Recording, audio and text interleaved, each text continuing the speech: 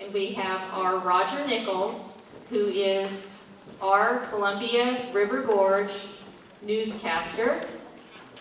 And he is also a fifth-generation pioneer. Thank you.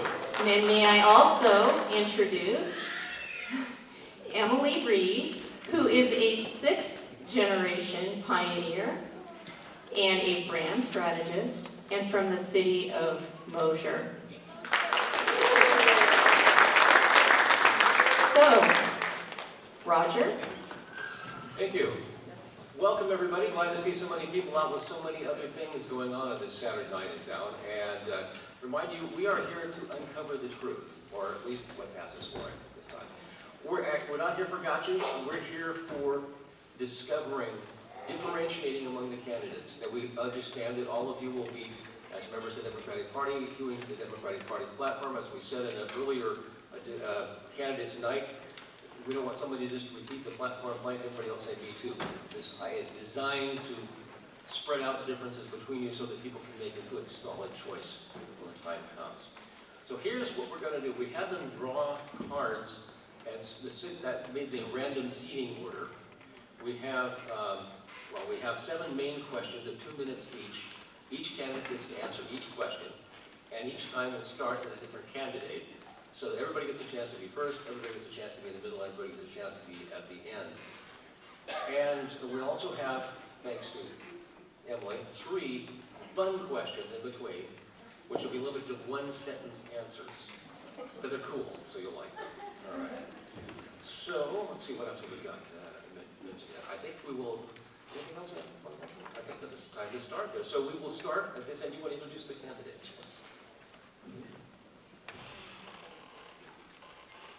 So in each turn, we would like them to do their 1 minute or introduce them again. That's a good question. Okay, great. Starting from your left to right, we have Roz Mason, Eric Burnett, Jim Prairie, Tim White, Michael Byrne, Jenny Nearing, and Jamie McLeod Skinner.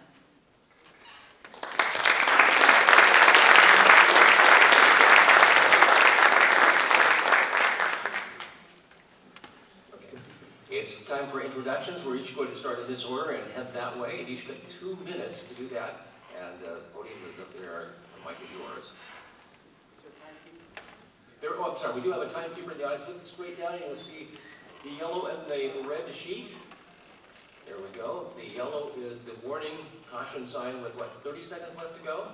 30 seconds. And the red is, okay, that's all she wrote. So, all right.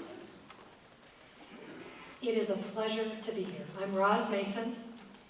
The Dalles is now my hometown. I've been waiting ever since I was a kid in Hermiston to get back to Eastern Oregon. Like you, being here is a choice for me. This is the best place.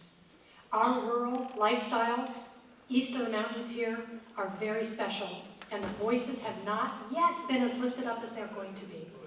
What sets me apart as a candidate and the person who can beat Greg Walden is I have a vision that is founded on hope. I see a path where we need to go, where we can unify and build bridges and begin to heal some of the divides that no longer serve us, that never were truly who we are as a people. So I'm excited to share some things with you tonight. I'm a teacher, a chaplain, a former long-haul truck driver. If you haven't picked up some of my campaign stuff, please do so before you leave tonight. I've had some good conversations just before this event started, and I'm excited to talk about what fires me up and what fires you up. We have a big job, but you know what? Doing big jobs is incredibly satisfying. So let's get to this. I'm full of hope, and I'm hoping that you're going to catch some of that as well. Thank you so much. Apologies to Roz, I should have mentioned we have as an option, if you'd like to roam when you talk, you can use the microphone on the chair, but anybody else is welcome to either way, whatever suits you best.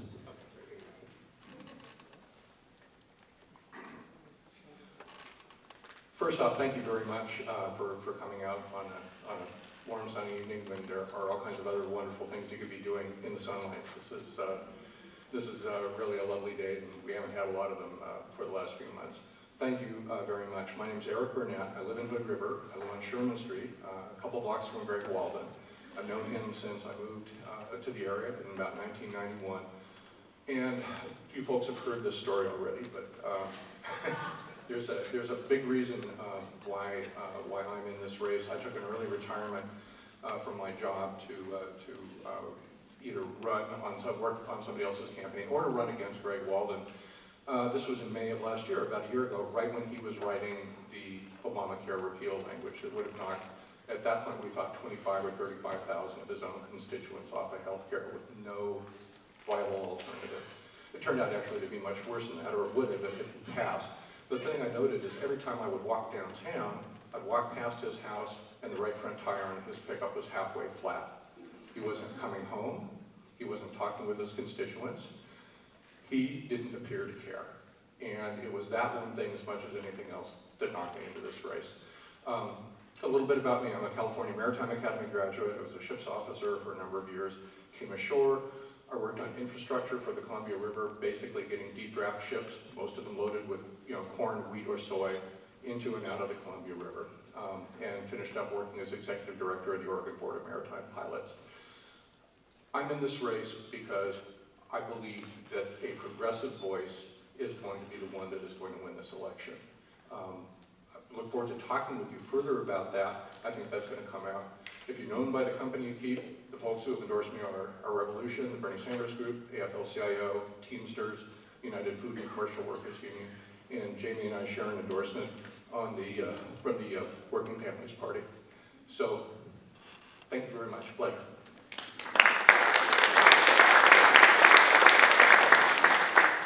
I'm Jim Curry, and I remember being in here in 2016 for a candidates forum, so I'm coming back. Born and raised in North Dakota, had a year of college. I enlisted in the Army, got out of the Army at Fort Lewis, went to school at Pacific Lutheran, graduated from there with a business degree, took a year off, went to law school down in San Diego, and then I spent 24 years up in Alaska. I started off as a prosecutor, then I did some insurance defense, but most of my time was spent doing contracts, 17 years or 25 years of doing contracts. I'm married, I have 4 children. I live in the Cascade-Siskiyou National Monument, 20 miles east of Ashland.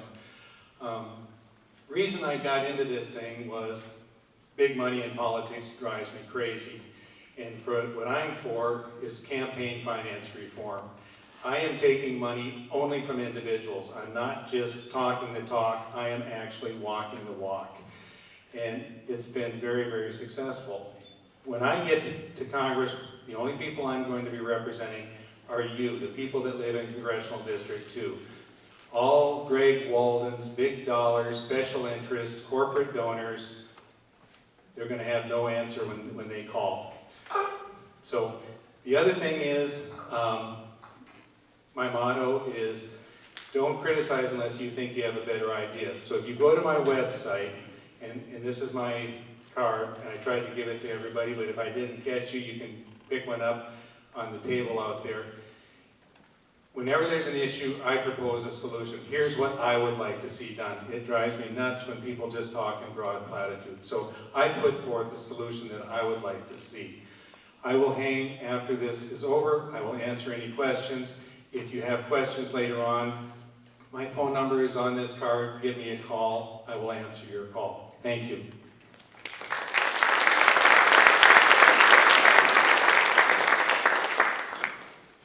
Good evening. My name is Tim White. I'm from Bend.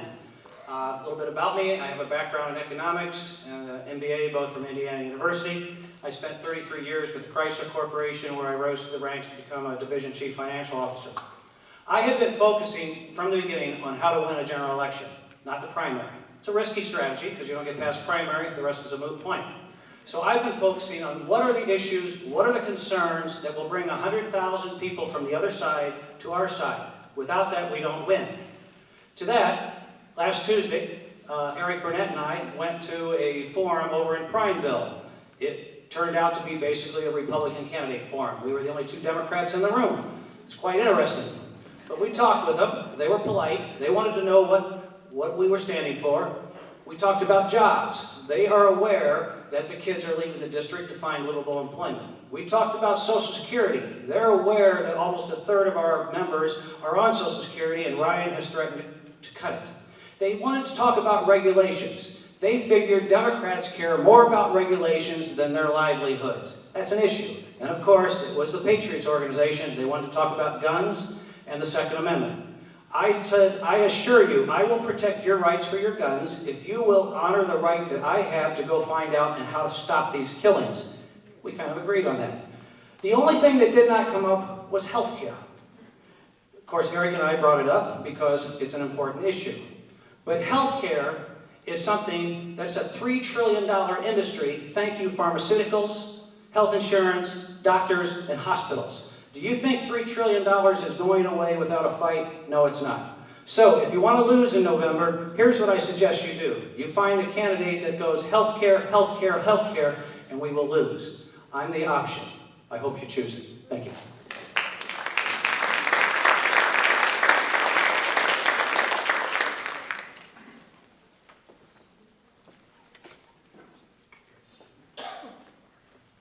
Howdy. My name's Mike Byrne, and I grew up 10 blocks from here. That's an applause line. Ain't it?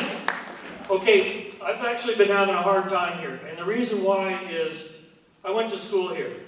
I got in a lot of trouble here. I know my way around the principal's office. I don't even need to look. I know it by heart, where all the chairs are, where the doors are. But there's an experience, one in particular, that I really want to share with you. I stood right here. That lectern was here. I was running for student body vice president in 1968. That was 50 years ago. And I gave a speech about walking out of this school, everybody, to protest the war in Vietnam. You know what happened when I was done? No, it was silence. They wanted to hear about the compulsory attendance at the pep rallies. They wanted to know what was on the menu at the Chat and Chew. Lonnie, you remember the Chat and Chew. I have always been a radical. When I was a sophomore, we published a student newspaper up here called the Iconoclast. The first edition that got printed was confiscated. We were all kicked out of school. We had a huge pep rally. The band played. The cheerleaders were all there right by the steps around the senior seal. Remember the senior seal? So I'm sorry, I'm having a hard time. All these memories are coming back, but what they're telling me is, Mike, you have always stood up for justice, for economic justice, for social justice, for environmental justice. And that's why I'm here. And thank you all for being here too.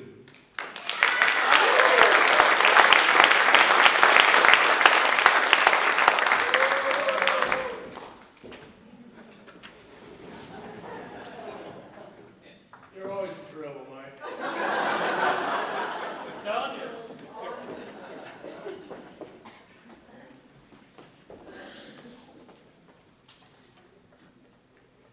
Hi, I'm Dr. Jenny Nearing, and I've been a doctor for almost 30 years now. I chose, first of all, to go into nephrology as a kidney doctor, and I chose that because it's hard, not because it's easy. Not because you get to give someone a pill or fix something and send them home, but because you have to take care of people. And kidney doctors are not really sexy doctors, or not the kind of thing where everyone lines up and competes to get into that. I actually had people begging me to say, can you please specialize in nephrology, come be a fellow in our department. But the reason I chose that is because it was complicated and it was hard and people needed good solutions. And after doing that for 17 years in a job I really loved, because you really got to know people and what was important to them and how their medical problems were affecting their lives and trying to help them live with disease, I decided it wasn't enough. And about 6 or 7 years ago, I switched into palliative care. And palliative care involves end-of-life care, but it was a small part of what I did. What I was trying to do was help to change the way medicine is practiced so that we focus on the person and what is important to them and help them understand the chronic or serious illnesses they're dealing with and help them make good decisions so they can live their lives better. And I've spent my entire career trying to make people's lives better. I love what I do. I've feel honored that I've had the chance to be trusted by people, allowed into their lives, told the most important things that they hold dear to their heart, and help them to make the most important life and death decisions that they can ever make. I only gave that up when I saw everything that I was working for being threatened, when I saw the Affordable Care Act almost being repealed. It's a small part of what I want to fix, but it is what drove me to run for this office and why I want to go to DC to try and fix all the things that are broken that our current administration is trying to make worse. Thank you.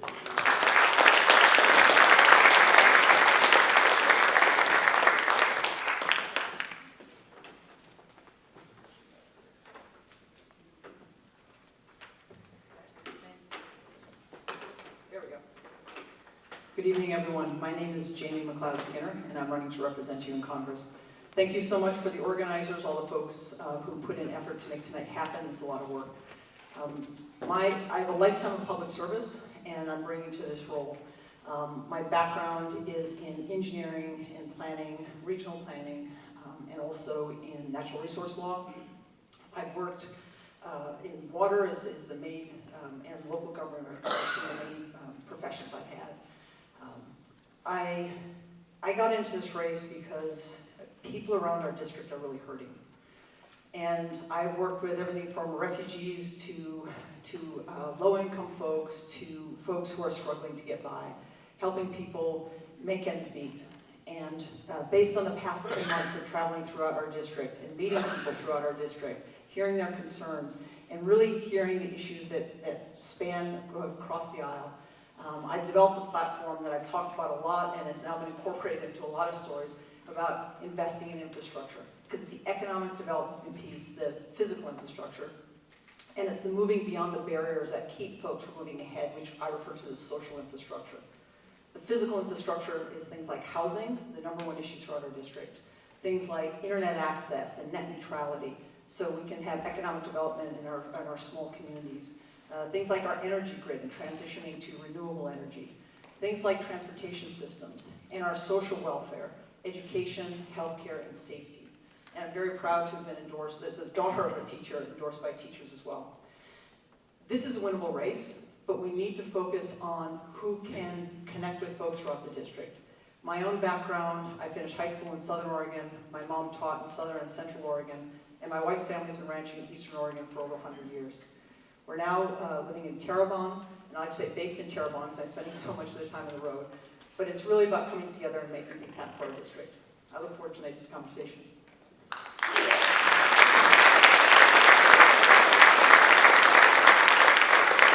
Thank you so much. For our first big question, we'd like to start with Eric Burnett. They have been told the general topics, but they have not been told the exact question. So starting with Eric, this is about healthcare. A recent Pew study showed that over 60% of Americans say the government should be responsible for ensuring healthcare coverage for all Americans. What is your approach to healthcare?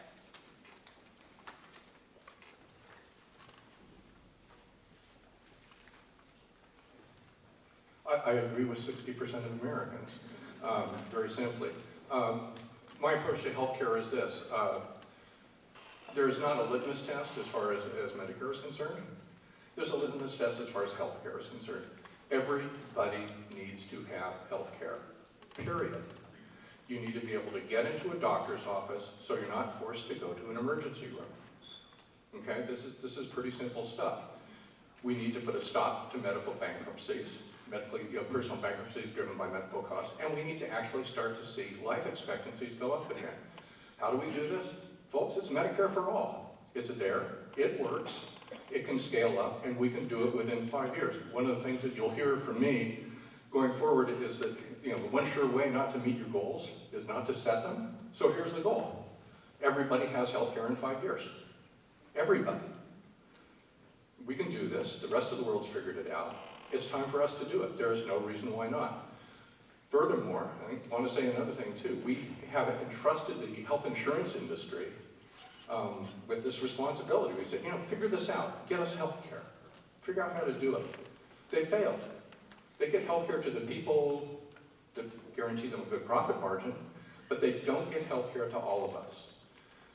We need to be able to get everybody into a doctor's office so they don't have to go to an emergency room. And it doesn't matter whether you're living in a nice house up on the top of the hill or whether you're living under a bridge. You need to have access, and frankly, it's the most economically efficient way for us to do this. What we're doing now is both mean, and it's just bad economics.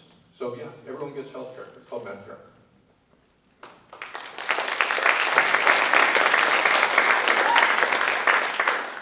Jim Crary, and I'm with Eric on this. Medicare for all is what I would propose. But you'd have to make some tweaks, and some of the tweaks that I would make would be adding audio, dental, vision, and mental health coverage. Because if a kid can't hear, or if a kid can't see, or if a kid has a toothache, how is that kid going to do well in school? So let's cover those things as well. What works as far as the opioid epidemic? It's helping people get treatment. So that is where we need to have mental health coverage as well. And Medicare for all is, to me, the only thing that makes sense both morally and economically. Right now, we spend about 18% of our gross domestic product on health care. Well, I bet you a lot of that goes towards executive compensation. It goes towards private health insurance profits. It goes into the pockets of the pharmaceuticals. And it goes into overhead. The overhead for Medicare is about 1 or 2%. The overhead for private health insurance is about 15%. So we can take all that money that's going into compensation, profit, and administrative costs and turn it into coverage for the people. So this is a pretty easy one for me, Medicare for all. Thank you.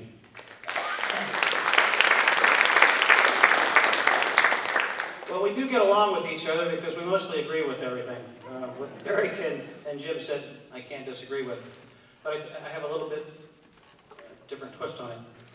We spend almost $11,000 a person in the United States. And for this, over 50% of our population suffers with chronic illness. We have a life expectancy that ranks 31st in the world. To give it a comparison, France, Germany, England, they're about $4,500. Japan is $4,000, and they're the #1 life expectancy in the world. We have to take the cost out of the system, because at $11,000 a person, it doesn't matter if you're paying for it or the government's paying for it. It's not sustainable. It's not workable. We need to force the cost down. So how are we going to do this? Well, let's address the first issue. 2 years ago, 20 CEOs, 20, took home $408 million in executive compensation. That's out of the total $3 trillion that we spend every year. Bloomberg News reported, if you want to encourage your kid to go into something that's profitable, tell them to go into healthcare. They pay more than retail, telecoms, industrials, oil, energy. It's the #1 profit center in the United States, and I have a personal problem with that. Can we get there quickly? No. At $3 trillion being spent on all of us, between healthcare, on the pharmaceuticals, insurance, doctors, and hospitals, do you think they're going to give up the golden goose without one hell of a fight? Absolutely not. I have a video on my Facebook page. I believe it's going to take us almost 10 years to get there. And I know that's not a good answer people want to hear, but I'm telling you, Bernie has been in the Senate for a long time. He hasn't got there. A freshman congressman, we're going to have a little tough of a problem too.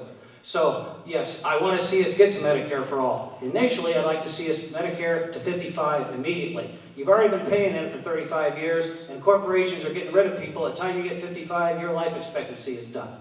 Thank you.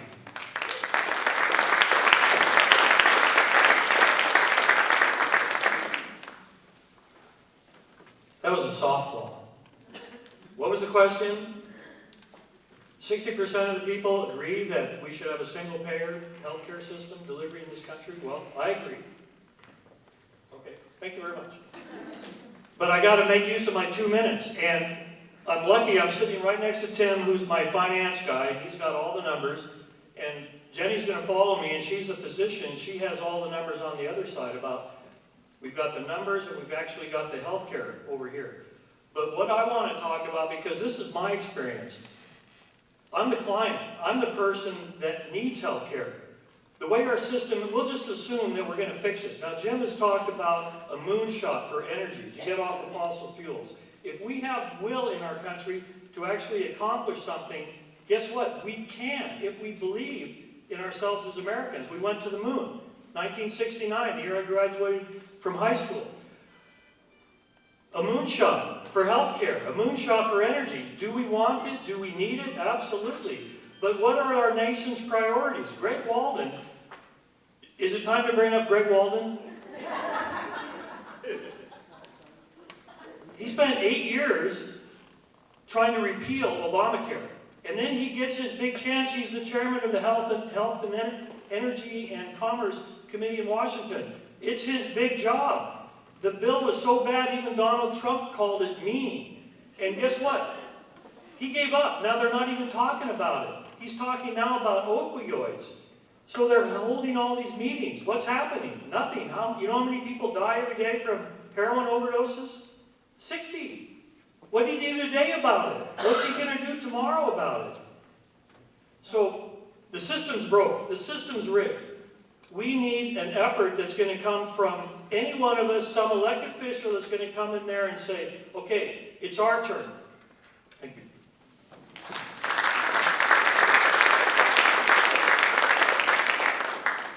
So it's hard only having 2 minutes for this. But at this point, we know that we need universal coverage, and we need it not to be associated with your employer, because people fall through the cracks, they can't move their jobs, it's driving up the cost of doing business and keeping people from starting small businesses. Those two are clear across the board, and it doesn't matter if you're talking to Democrats or Republicans or independents. The problem right now is that if we went to a single payer system right now, we don't have the staff to take care of that. Eric was right. We need to get doctors into patients into doctors' offices. We don't have enough doctors. We don't have enough nurse practitioners. What happened when we expanded Medicaid is that people had access to care and they ended up in the emergency room, and costs went up, and initially, until we got the right people in there, the care did not improve, but we were paying more for it. So we have steps to go through to get to where we need to be, to actually take care of people, which is the goal. Our goal is better care to everyone for less money, because we can't keep spending the amount of money we're spending on healthcare, and we have an aging population where our costs are going to continue going up. We must bring the costs down, we must make it accessible to everyone, but we have to make it better and smarter. And that's what, not Medicare is doing, but the federally qualified health clinics are doing really well. I've been in 3 of them this past week throughout the district, and every one has mental health embedded in it. They have dental clinics embedded in it. And what they said is, we could not handle it if we went to a single payer right now. We're not ready. We need to take the steps to get there so we can actually provide better care to everyone, and that's what I want to do in Congress.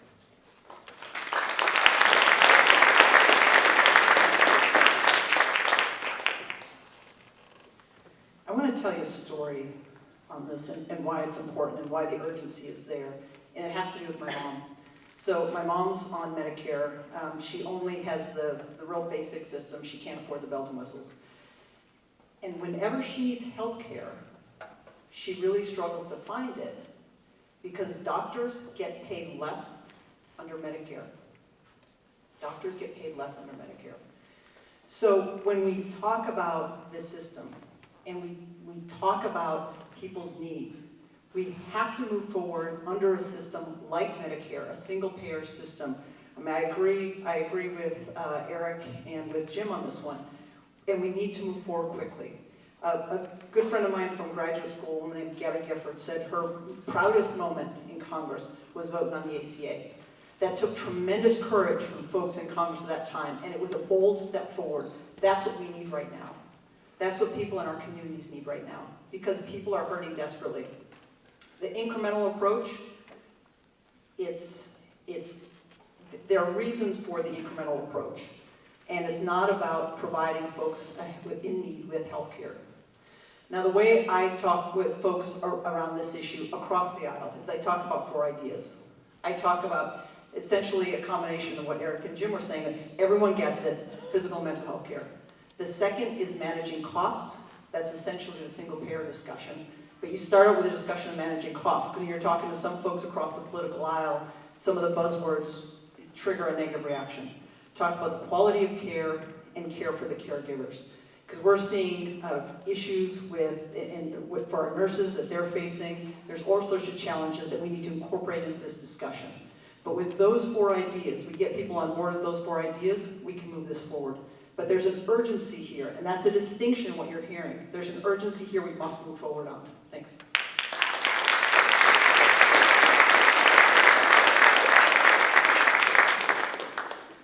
Roz Mason again. We've been talking a bit about the need for a paradigm shift. Sometimes obliquely, sometimes more directly, and I want to really stress that. We have a twofold approach that's going to work. The first is to get our heads wrapped around the fact that healthcare, which relates to people's actual survival, has no business being a for-profit venture. Thank you. That is where we're going, and we need to state that message again and again and again. I agree, Medicare for all. I also believe that we can get some wins if we take steps on some things that are, I'm not going to say low-hanging fruit, but it's fruit that's available right now, some inefficiencies and inequalities built into the system.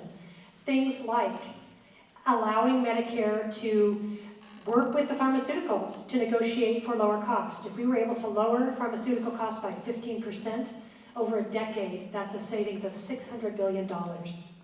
Right now, the ratio for subsidies is actuarially inappropriate. And I mention that because I have a math degree, and you're going to hear me talking about aspirations and vision. So I have an English language arts side to me. I also have a nice wonkish fact-based side to me. Right now, it's 3-to-1. The ratio needs to be 5-to-1. So there's a better spread. It's more affordable for our young people. And if we make some changes like bringing back the excise tax on our medical devices and making some of these other changes, we're going to be able to improve our subsidies for our elders. It's going to take courage. And I talk a lot about courage, integrity, extending dignity. And this is a values-driven race. And this is one of the reasons that I believe I am the best candidate to beat Greg Walden. Thank you.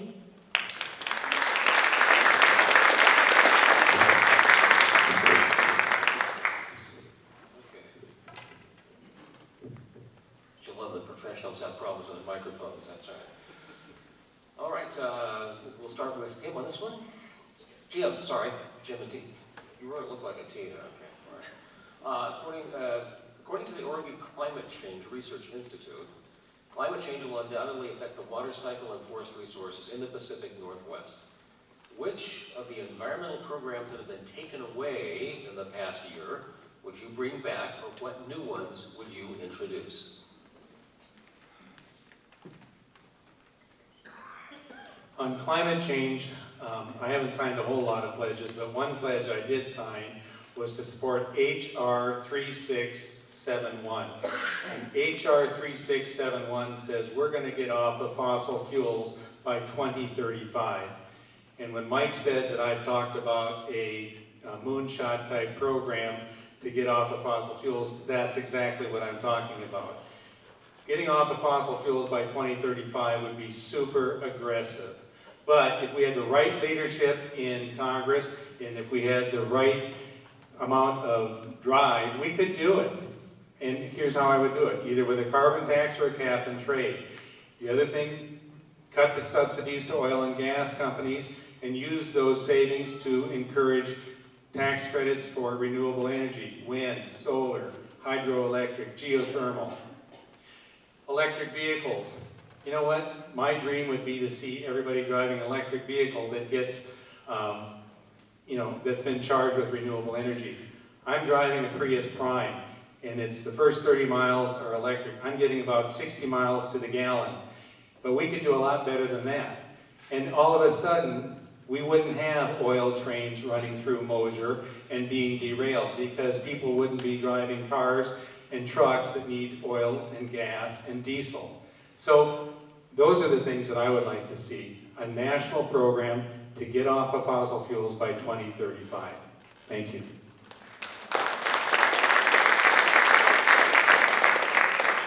I mentioned I was from Detroit Automotive. This would go over really big with the rest of my colleagues back there. But this stuff about turning back the fuel economy standards, I worked there for 33 years, and every time the government proposed that we increase the mileage, I had to watch the engineers, many of them that were within areas that I was responsible for financially, scream bloody murder about, oh, we can't get there. You know what? We got there every time. So it's simply a mindset. There's so much more that can be done. Yes, I support electric. Not a big Tesla fan. Nobody in Detroit's a big Tesla fan. They're the enemy. But eventually General Motors is going to buy them anyways. I would like to see, get back to the restrictions that were lifted on coal-fired plants. There's three things, there's three sources of CO2. It's utilities, it's cars, and it's industry. We can attack all three of those, and you need to attack all three of those if you're going to actually make some inroads into stopping the climate change, which is driving the most critical factor, and that's eliminating fresh water on this planet. We have mass migration going on this planet right now because people are moving to areas because they don't have water. The National Geographic 18 months ago ran an article that says that aquifer in the northern part of Nebraska will be dry in the next 12 months. We're not talking 12 years. I said this the other night. We're not talking the future. We're talking, they predicted it in 12 months. What are these farmers going to do out there when they no longer are drawing water out of the ground? Here in our own state, 2 counties have already been declared drought areas. We're not addressing the issue, and there are options. We should be focusing on hemp to replace current agriculture. I mean, hemp only takes about 20% of normal water. Why aren't we pushing this? You see McConnell finally came along. That's because the tobacco farmers are finally figuring they need to grow something. So there's so many things we can do. There is no silver bullet. We need to focus on utilities. We need to focus on cars. We need to focus on agriculture.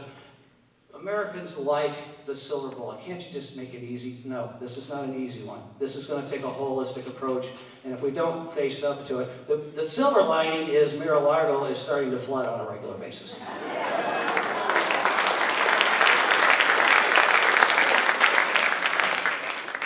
I'm sorry I only have 2 minutes to address this, because my little grandbaby was here today, and you might have seen me holding her outside on the steps. And if you were to ask me if there was one seminal reason that brought me right here, back to the Dalles, stand up here in front of everybody with the microphone, it's because climate change, they're going to pay the price, little Francis. So if we got back in the Paris Agreement right now, that's not enough.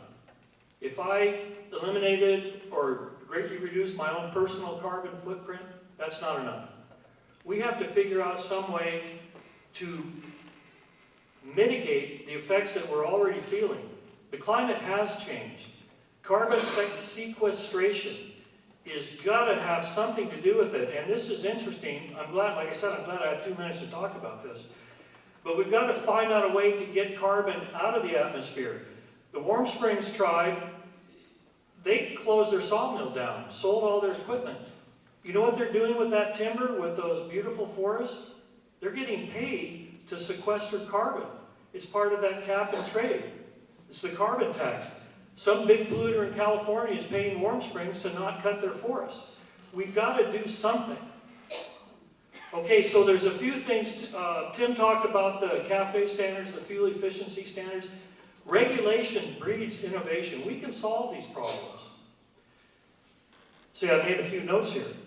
The biggest one is, and I'm going to tell you this right now, it's the poor people that are going to suffer the most from this. I mentioned earlier economic, environmental, and social justice. It's the poor people that suffer.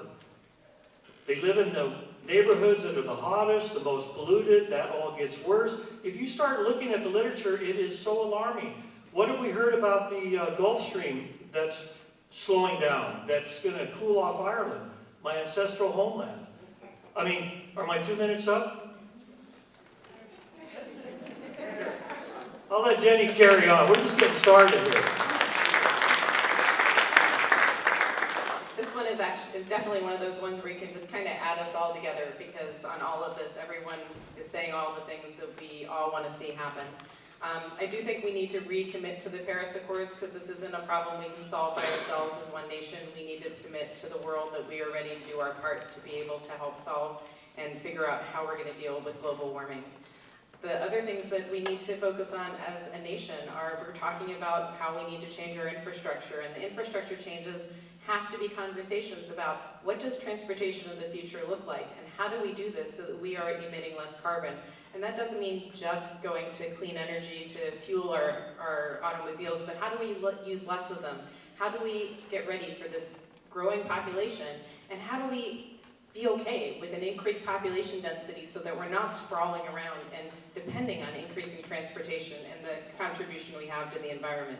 Those urban growth discussions really need to be focused on the effect we're having on global warming, how we're using our water supplies. We also need to be focusing on what we can do to sequester carbon, and those are going to mean really investing in the type of research that we need to do in order not only to stop what we're creating in terms of greenhouse gases, but trying to take care of the fact that we are way behind on all of this. The other thing that I'd like to see is a lot of focus on what we're going to do to prevent the wildfires. As we look at the solutions that are brought forth, we know that we don't have enough science yet on what's really going to work. And we need to be really doing scientific research as our climate is changing and our forests are changing as that climate changes, and how we're going to do this. Because we saw this last year, that a lot of our air problems and a lot of our carbon production is related to those wildfires. So we need really serious research so that we can actually come up with solutions that work, because right now we're going with our best guesses, and our forests are too different. We need ongoing research to get there.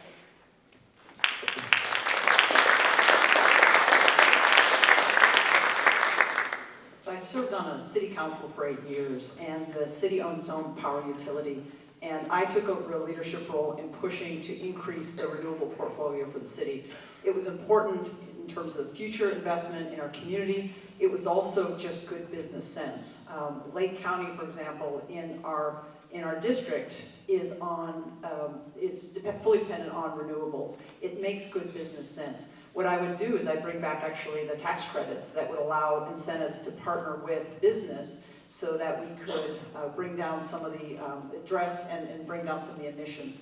I think we have to sit down and agree with folks across the political spectrum, set some goals of what we want to achieve, and then figure out how we get there, whether it's cap and trade, whether it's a tax, a carbon tax, and invest that money back then into the research to make sure we can move forward on this.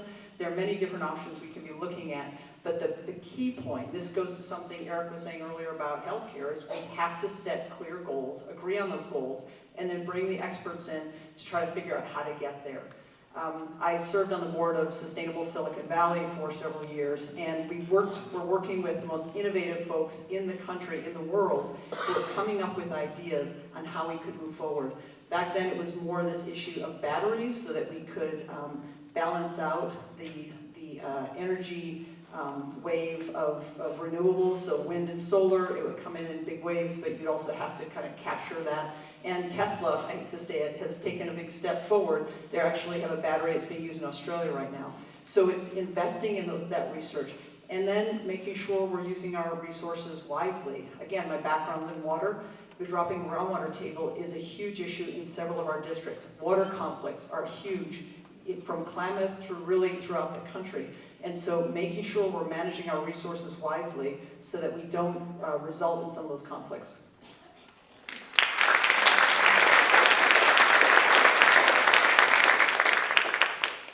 How many of you are concerned about climate change? Okay. This is my #1 issue. I was teaching in the middle school here in the Dalles for 2.5 years. 7th grade science teacher, I realized that's about the level of complexity that it takes to explain what's going on. I gave up my 65-hour-a-week job because I knew this is the defining issue of our generation. And I'm very proud that I've been able to work and begin to work. Me standing here talking to you is part of this. We are all part of the solution. I've been working with William Calvin, who wrote the book Global Fever, among several others, and he alerted me to the fact that it's, as has been mentioned, sequestration, pulling the carbon out of the air is not it has to be part of the solution. Too often, people have been stuck in reducing the emission rates. And here's where I call on being a chaplain. This is such a big issue that a lot of the folks around us are stuck in the denial phase of the grief process. A lot of folks are stuck in the freeze phase of fight, flight, or freeze. And what's interesting as an educator is to realize that most of our teachers, to whom we would look for guidance and leadership on this issue. We're trained in the biological sciences, followed in number by chemistry, physics, and way at the tail end, earth sciences and atmospheric sciences. And even teachers who were in school oftentimes went way in the back. I would love to be in Congress and able to communicate in a calm, clear way, because when we have a basic understanding, we're going to be able to unlock this. Finally, because we need to win CD2, which is a rural district, some of the things that I want to do to come across the aisle and bring in our conservative neighbors are things around subsidies around food security, climate sequestration. Talk to me later about carbon farming. There's a lot of good stuff that we can do to pull in our conservative friends. Thank you.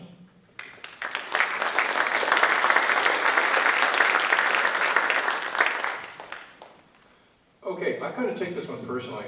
Looking out over the room, I will bet you that in the course of my professional life, I personally have a higher carbon footprint than anyone else in the room. And here's why. As a merchant marine officer, if you're on a ship, you're looking at a 20, 30,000 horsepower diesel engine, pistons are a meter across. You measure your fuel consumption in tons per hour. Tons per hour. So I take this one personally. So climate change is real. We're causing it. It's happening. We have to deal with it. And we actually have to, again, set a goal. We need to get off of fossil fuel as an energy source by 2035. We just have to do it. We absolutely need to look at fee rebate systems, cap and trade. We need to try everything we can and measure it and do what's working and stop doing what's not. It's just that simple. We don't know what's going to work, but we have to try, and we have to start trying right now. There is another thing that I would like to say too. Well, I'm going to come back to that. In the gorge, as a former volunteer firefighter, we used to talk about defensible space around a house. Now we have to talk about defensible space around communities. We have to start to do that. We learned that in the gorge. We learned that down this past summer down in California. We have to pay attention to that, and we have to do it now, and it's going to take money and immediate effort. One last thing. You asked about things that we should reinstate, that we should go back to. Here's one for you. There is a gag rule that has been imposed across the federal government on the phrases climate change, carbon. Enough. We do not need to participate in a cycle of willful and deliberate ignorance. We are not going to come anywhere near solving this unless we are able to talk about the problem with full knowledge. We had a huge data migration up to Canada, massive amount up to Canada, because the scientists didn't trust that we would have access to it here. Guess what? We don't.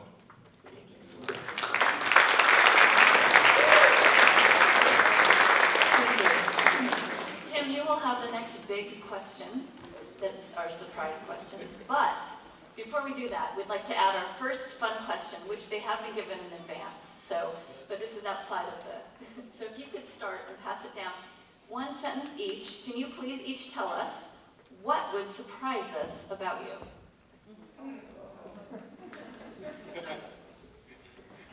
When I was in Detroit, I played, yes, I was not just a finance guy, I played rock and roll. It used to drive my boss absolutely crazy, but that's not the surprise. Ross, I also taught Sunday school. How's that for schizo? Wow. I play the accordion. Thank you. These are meant to be super short, so. I think a lot of things would surprise you about me. Maybe the top one that comes to mind is that I, in the past 10 years, have had 3 different homeless people living at my home because I couldn't watch them not have a place to live.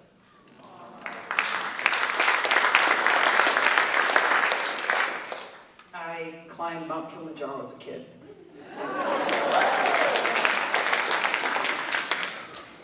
I'm a dweeb.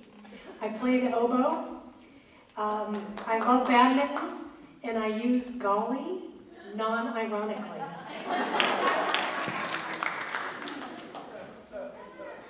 I worked on a ship that had a government contract, and when they discovered that there was nobody on the ship who was trained to deal with rats, I was certified by the U.S. Navy in de-raternization, which will work out well in D.C.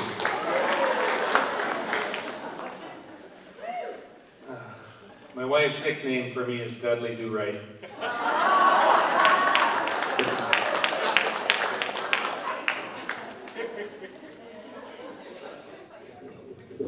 Wow. I'm looking at each of you in a new light now. It's a lot of fun. We have a couple more of those questions in there, by the way, so be watching for them.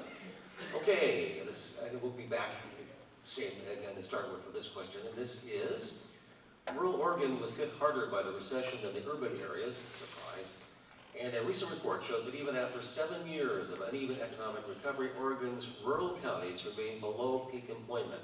What steps will you take to fix this? I did not pay him to ask me that question, by the way. I've been talking about this from the get-go. Yes, 14 of our 20 counties have less employment today than 10 years ago. Our per capita net income of $19,000 is $2,500 below the national average. And there are some counties, Malheur, it's about $14,500. So, yes, we have some real problems. Now, why is that? Well, to start with, we've lost over 50% of our manufacturing base. Woodworking has just basically disappeared for the most part. So how do we get it back? Well, to start with, the Congressional staff has 18 people allocated to it. Walden has 3 offices, down in Medford, LeGrand, and Bend. I would like to ask a question. How much time do any of these staff members actually spend on the phone calling manufacturers saying, please come look at our district. Look at what we have to offer. We have people that need livable wages. We have some really good talent in woodworking. Why aren't we trying to bring some of these things back? We need to open up our district. I've talked about taking 97 and turning it into a 4-lane highway. We've got to have some intersections to get east and west. You know, going around Crater on 62, I am tired of driving on that snow, and I've been doing it for the last 4 months. Same thing on the Santiam Pass. Sometimes it's so bad at Crater, you go out an extra hour and a half. We need to open up the district to development. We need to convince people that development is not bad. There are a lot of people that will respond to these things. Tim, I don't want foreigners coming in here. Well, okay, and I don't want new companies coming in here. I don't have a plan B. We have to be able to understand that we need some economic development if we're going to bring back. Because if we don't, given the rapidly aging of our population, which has had a 24% increase over the last 8 years, and a 3% loss of our workforce because they're leaving the district to find jobs. If this trend continues, a lot of our towns that are already hurting are going to get worse, if that's even possible. So these are the things I want to focus on, how to bring back manufacturing to this district.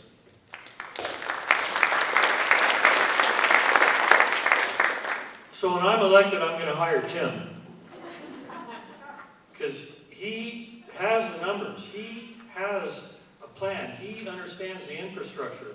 What I understand is the human capital that's involved.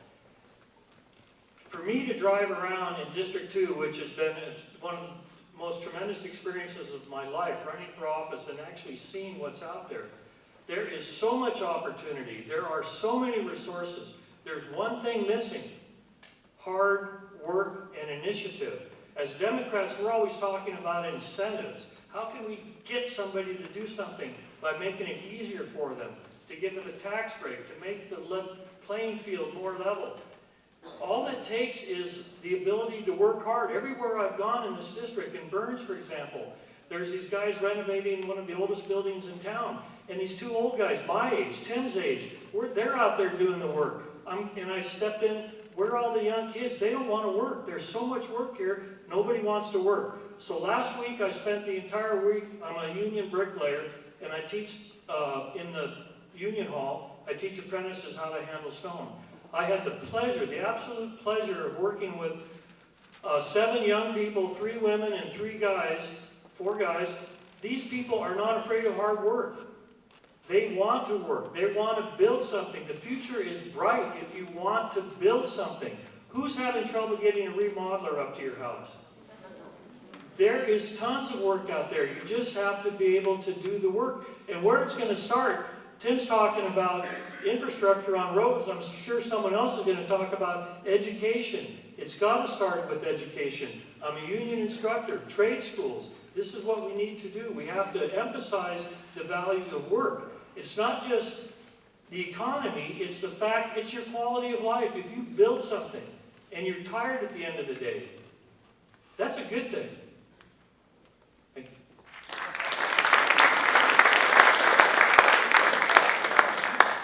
So there's a nice setup, because I will talk about education.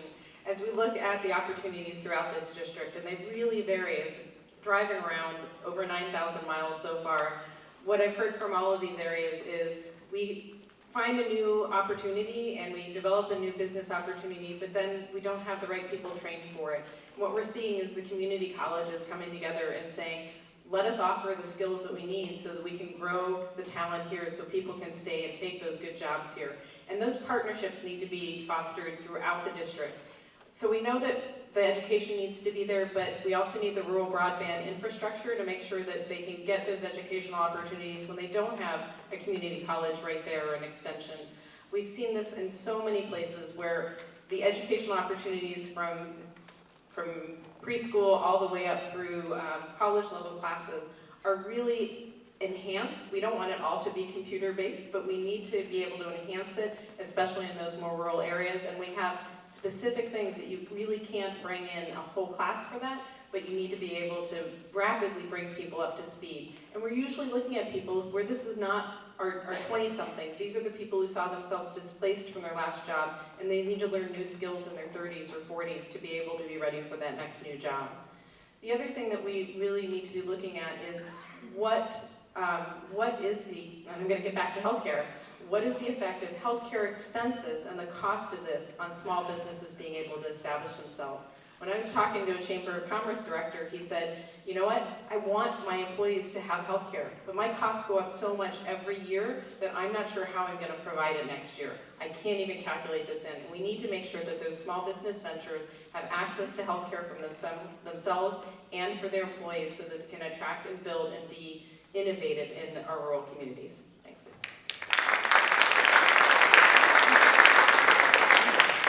This is exactly why I've been talking about investing in infrastructure since last summer. There is the physical infrastructure, things like housing, a huge issue throughout our district. The government can work together in partnerships by investing in things like the water and sewer systems to enable it to pencil out for developers. When I served in elected office, we partnered with the school district to develop affordable housing for teachers because there was government funds involved in a partnership with a for-profit organization and a not-profit organization.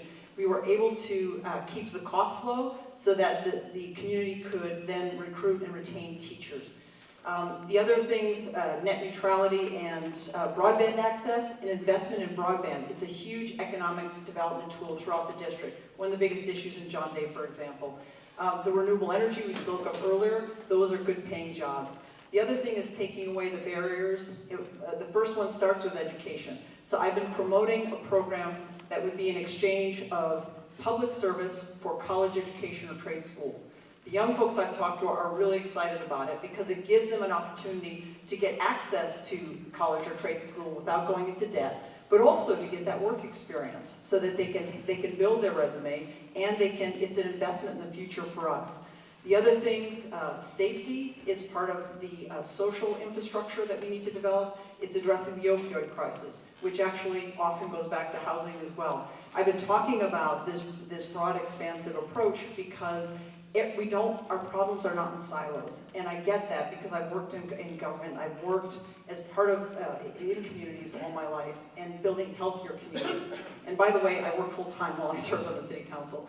The other key thing is our farm bill, and we can do a lot through our farm bill. So I had an op-ed piece in the Eastern Oregonian several weeks ago that talked about all the different programs we could bring together to develop and provide resources for our rural communities.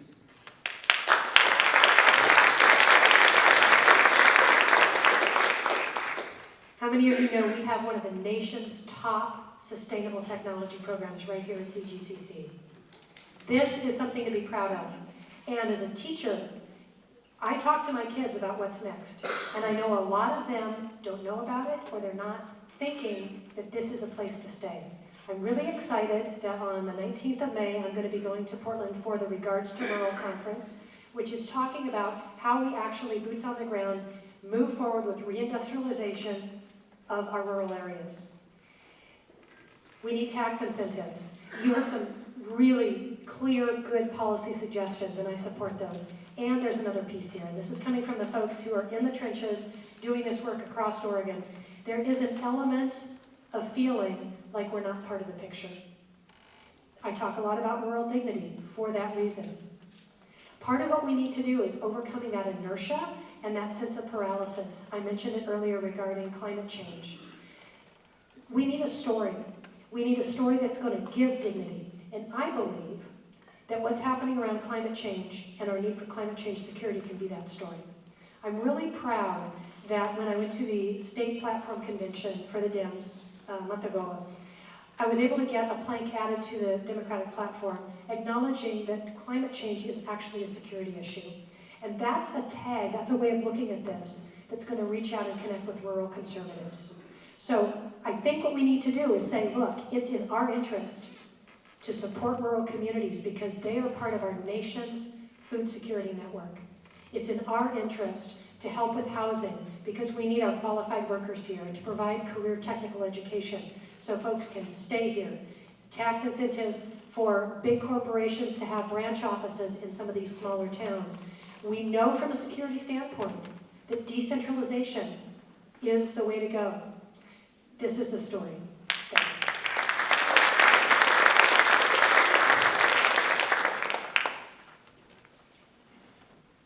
There's a seasonal rural brain drain that takes place, and it starts about a week after high school graduation. It's when the kids leave, and they don't come back. So we know what needs to be done. We know that rural broadband needs to happen. We know that we need to start replacing schools. Baker County is going to be facing a $50 million bond issue that they are not comfortable with. That's an awful lot of money for that county. We know very well what needs to be done. And you've heard a lot of good ideas up here. There are a bunch of good ideas. There is a larger problem, though, and that is that under either Democratic administrations or Republican administrations, rural America goes to the back of the line. I'll point out that in the 2016 National Democratic Party platform, anybody want to guess how many times the word rural is mentioned? 10. Oops, no, wait, 11, but one of them occurs in the index, so it doesn't count. Okay? The Democrats haven't dealt with it. The Republicans think the marketplace magically solves all these problems, and of course it doesn't. And if you take a look at the list of all the committees and all the subcommittees in the House of Representatives, there's not a single one that deals with rural issues. We're not there. And what's that old saying? If you're not at the table, you're probably on the menu. Guess what? Rural America is on the menu. We are consistently, in terms of infrastructure, pushed to the back of the line. And we need to actually stand up and go, no, this is not okay. And this is a major opportunity for the Democratic Party to reestablish its validity and its efficacy in rural America. And we as Democrats aren't taking that. We need to look at that. And I think that's a real issue for us that we absolutely have to address.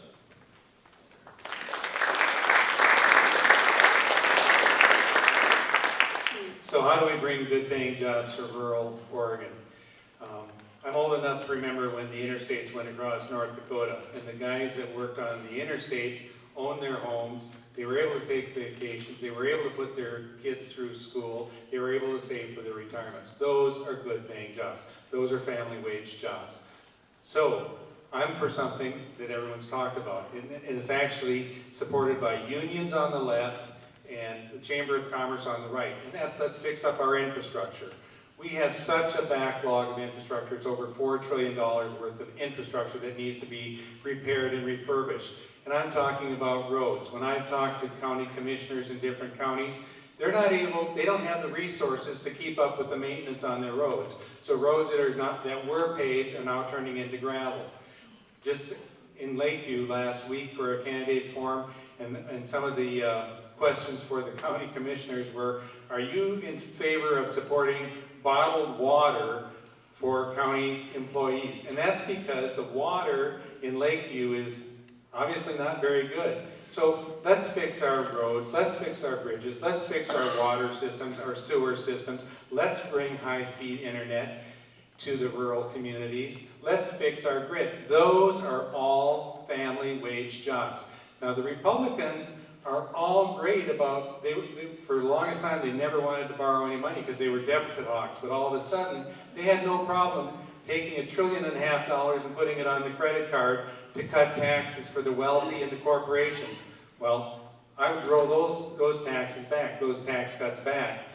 I would borrow money for infrastructure, because what do you get when you have good infrastructure?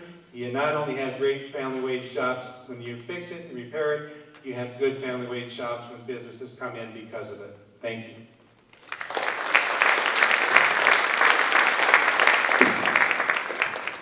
I have a quick question for the audience. We're running just a little bit over. I'm wondering if you would like to stay longer or to cut some of the responsive times by a little bit.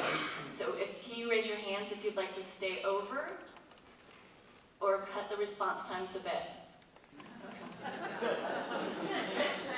That didn't help me. We thought you'd know. Okay, well, we'll keep going as is for a little bit and then we'll ask you again. Okay, we'd like to start with Michael Byrne for the next question. The Parkland students released a 5-point policy agenda. If you could do only one, which would you choose? The 5 points are: fund gun violence research, a national gun database, universal background checks, high-capacity magazine ban, or a ban on assault weapons. They didn't mention the NRA. Or something else. They just started a new initiative today. It's called the No RA. And read about it. People are starting, we've got to take on the NRA. They're going to stop every single discussion that you just brought up. None of this will ever see the light of day. Just like the Medicare for All that gets introduced every single year in Congress. Right now it's in the Indian Affairs Subcommittee and Greg Walden's committee. It just gets pushed away. No one's going to talk about any of these issues until we deal with the NRA.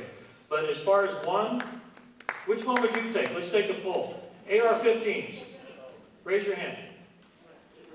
To me, I would think we've got to regulate them. Anyway, Greg Walden even went so far as to say he could support raising the age to 21 to buy an AR-15. Hey, that's something. So many of these issues are going to be solved incrementally. Eric, you make it sound so easy. Done deal, right, baby? It's like, of course, we'll just raise the minimum wage to whatever. It's got to be done incrementally, but nothing's going to happen until the NRA is defanged. I went to school here in the Dalles, and you know one of the best things that kids experienced in this town was the hunter safety classes that they were able to take with their dad that the NRA ran.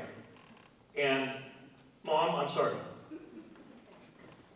I couldn't do it. My dad didn't own a gun. He didn't want to take me hunting.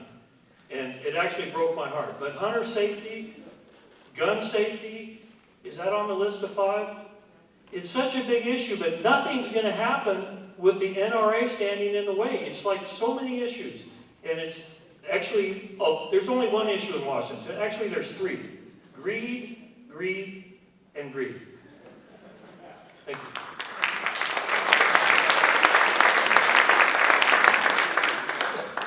So my answer would have been funding gun violence research, but it's already starting. There's actually a $1.5 million grant by the NIH to start funding this, and that needs to continue. Because it's not just the school shootings, it's the teen suicides, it's the gun violence that we're seeing throughout the country that makes gun deaths the 3rd leading cause of deaths for children 18 and under. So we can't just solve it with just one answer off of those, and we need the research to see how we're going to find the rest of the solutions that are going to bring down our gun violence deaths. Given the fact that they've started that, the next thing is that we need just absolutely bulletproof, rigid background checks with no loopholes. But it's a bipartisan issue, and this is one where we just need to get it through, and we need to make sure that we're doing what we can right now to make a difference while we're doing the research to see what we can do to prevent the gun deaths that are going forward. And I really don't want to lose in the excitement of all these great students that started with the Parkland shooting the focus that they were able to bring not just to that, but to the whole problem of gun violence. Teen suicides are a pretty passionate issue for me. I sat on a committee and really pushed an institution to make it their first priority. They were going to work on a different issue that already was being dealt with by the community, and we really need to focus on what we're doing that's allowing our teens to fall through the cracks and allowing the suicides to happen. We know there's some good research and some things already started, but we have so much work to do. We can't let our kids down. Thanks.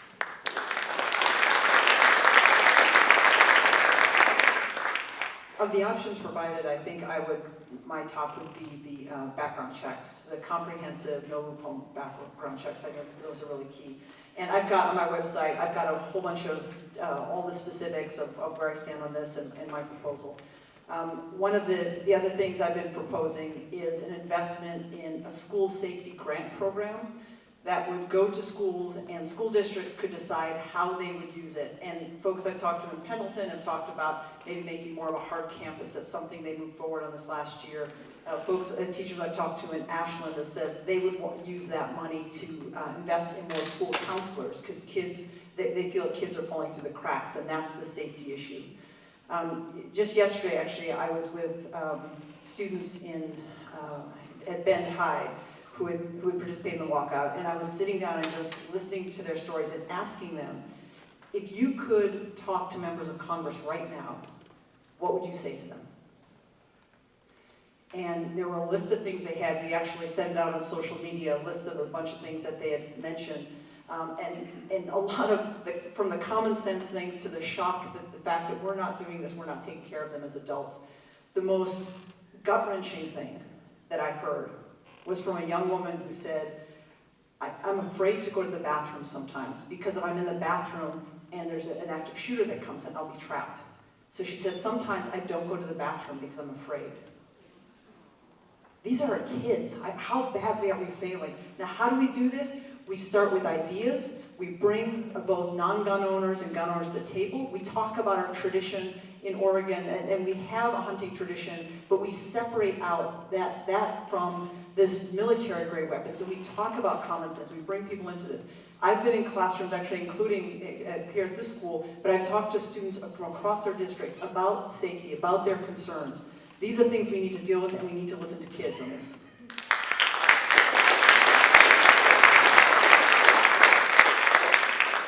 So you've heard me say I'm a teacher. I'm deeply concerned about this. I haven't mentioned my website yet. I've got a few videos up, and I'm going to tell you in a second what separates me from some of the other candidates. First, I want to tell you I was very pleased to earn the endorsement of retired Rear Admiral Alan Steinman, who was in charge of public health for the U.S. Coast Guard, the U.S. Public Health Service, so at Surgeon General level. And we agree around the value of public health. I endorse the interdisciplinary group for preventing school and community violence's platform. It's signed by hundreds of community groups and leaders in this field. It's got to be a multi-pronged approach. But for one, I'm going to say background checks to start. However, because we are a rural district, and typically representatives have voted right down the line against some of these common sense safety measures, it's time for a new conversation. We can do things to bridge the gap. I describe myself as a deep purple Democrat because I'm committed to bringing red and blue together. And I'm excited because we have a chance to do that here in CD2, and if we can do it here, we can be a role model for the rest of the nation. We have friends and neighbors who own guns. I myself own guns. And this becomes an identity issue.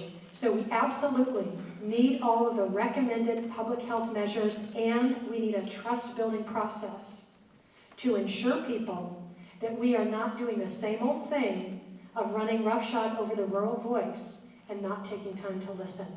One of the most interesting things for me was speaking with a young woman in Prairie City, and she said, I think teachers should have the option of being trained because out here, it takes so long to get law enforcement. Now, I would like to see the public health studies in depth, but I hope that they'll take those questions under consideration and give our rural friends real answers. Thanks.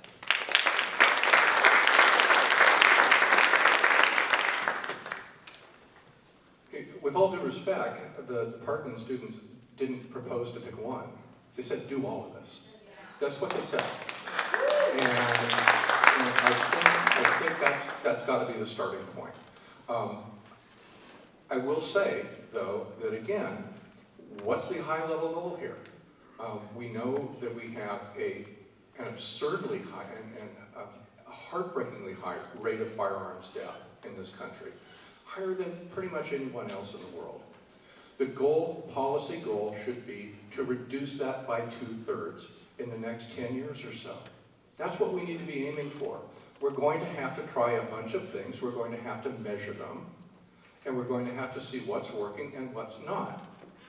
But if we don't have that goal of reducing firearms deaths, firearms and crimes, suicides, the tragic accidental shootings where some kid picks up a loaded gun and kills a sibling, and of course these ghastly murders, that's what they are, mass murders in schools where kids kill kids, where kids murder kids. We can't just pick one. It's not a Chinese menu approach. I mean, basically what the students were saying is, no, you gotta do all of this. And I think that's where we have to go. And guess what? The students are bringing the politicians around. The tide's turning.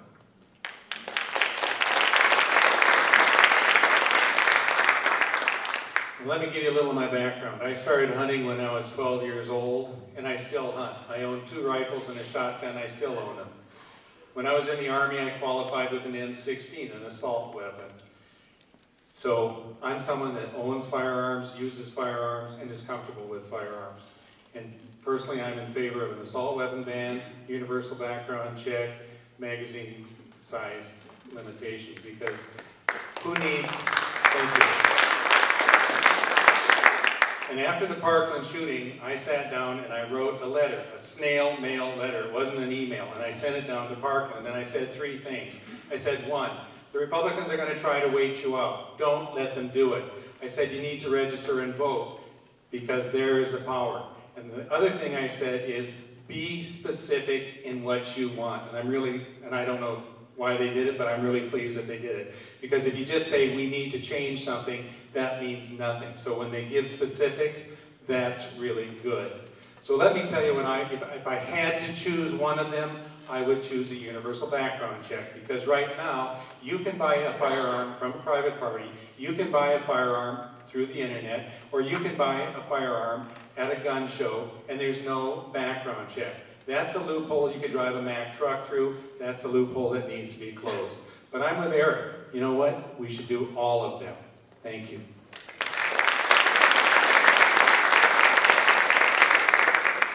When I was a kid, I tried to go hunting. I found out, A, I wasn't any good at it. B, I took absolutely no pleasure in watching an animal right in on the ground. So I didn't hunt again. I bought a guitar. I'm a pretty good rock and roller. On my flyer, you will see a point that says ban all military-style assault rifles. That's what I started with. But let me tell you, after meeting with, I don't know, what do we have, 60 people or something, Eric, out there in Brineville? And these were all hardcore Republicans. And remind yourselves, we make up 140,000 people in this district.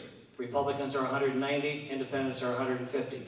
If we don't figure out how to pull 100,000 over, you just hand the trophy to Walden for the 11th time. So here's the numbers. Yes, I'm the numbers guys. 2016, last year CDC reported 38,000 gun incidents. 27,000 of those are suicides. 11,000 are homicides. Out of the 11,000, how many were AR-15s? 200. What do you tell to the families of the 10,800 other people? That the guns that killed their loved ones don't count? My point being this, I got caught up, like a lot of us did, in the emotion of those horrific shootings that we all had to witness and watch on television. So I ran to that side and said, yes, we got to get rid of AR-15s. Problem is, we don't know enough about what's really going on out there. So the first thing I want to do is tell the NRA to get out of the way and quit stopping CDC from doing their job. We need to study and have a database on what the facts are. We need to identify, and we know it's handguns that are the primary problem, the Saturday night specials. How do we get rid of those? I don't know, but again, CDC has to do their work. In the meantime, what I want to do is limit capacities to 10 rounds. I told the guys in Prineville, I'll make a deal with you. Respect my right to stop the killings, and I'll respect your rights for your guns.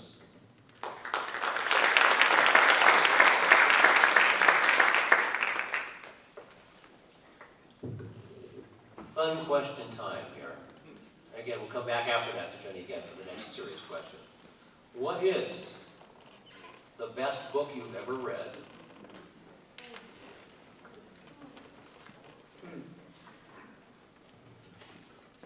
I'd say right now that's a book called Being Mortal, written by Atul Gawande. It talks very well to what we're dealing with right now in our culture. I'm tempted to say Green Eggs and Ham, but the one I was thinking of was West with a Knife, which was about a woman who actually grew up in East Africa and flew the Atlantic, the opposite direction from Lindbergh, from east to west.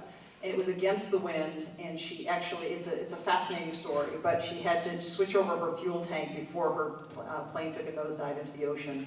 So she was an early aviator and just a really remarkable woman.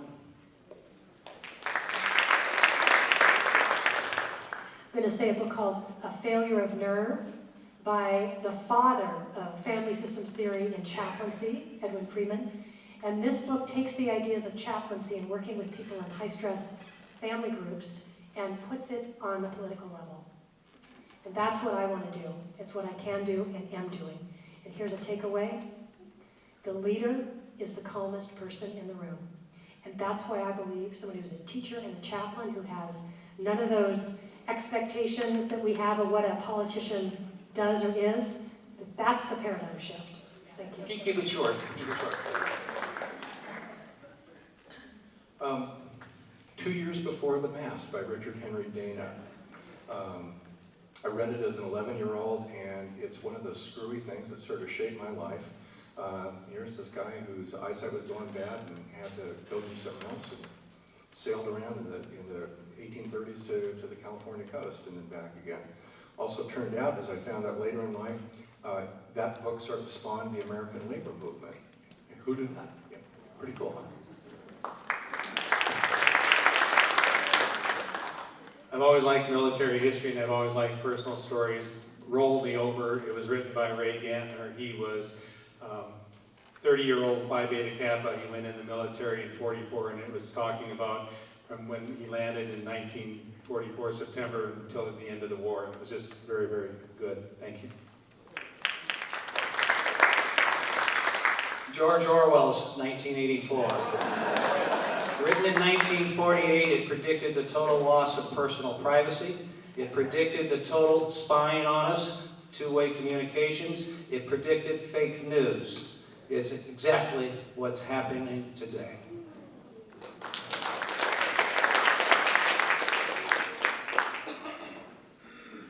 Can I list 3 books? No. I'm going to do it anyway. You always were the bad boy.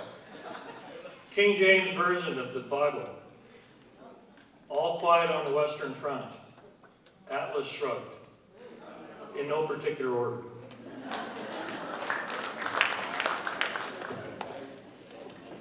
Okay. According to 538 website, Representative Walden has voted in line with Trump 98.6% of the time, including penalizing states that have sanctuary laws on immigration. What are your views on immigration and how it affects our state? So my dad came to the U.S. as born in China, but stateless because the communists had taken over and he was no longer a Chinese citizen. And he came to Willamette as a student on a student visa. And being a naive 18-year-old, he kind of messed up on it and they were going to deport him. Mark Hatfield at that time was the Dean of Men at Willamette and actually intervened and kept him from being deported by working with our state congressional representatives. When I moved to Oregon 20 years ago, my dad told me that story for the first time, and he said, "You're the reason that, Mark Hatfield is the reason that you exist." I am now giving back to Oregon my daughter as a doctor, and thanks for that. don't know how much he had to do with me moving to Oregon, but I was glad to be back here. I think that's what we need from our Congress right now. We need statesmen who actually understand that people are here and want to be contributing to society, and they want to be here legally, and they want to be able to pursue and build their families. It's what my dad was allowed to do, and why I'm here right now. I think we need a clean DACA bill that is not being held hostage to whatever else the Republican Congress wants. And I think we need real, true immigration reform. It does no one a favor to be undocumented, either the person who is here trying to build their lives, or those of us who are documented and are able to, we see the struggle, we see the fear, we see the hurt that we have to our communities. In 2013, there was a bipartisan bill that came through the Senate that still is an excellent example of the comprehensive immigration reform we need. It allows family reunification, it allows paths to citizenship for people who are already here, and we need to have that bill or a very similar one brought forward again.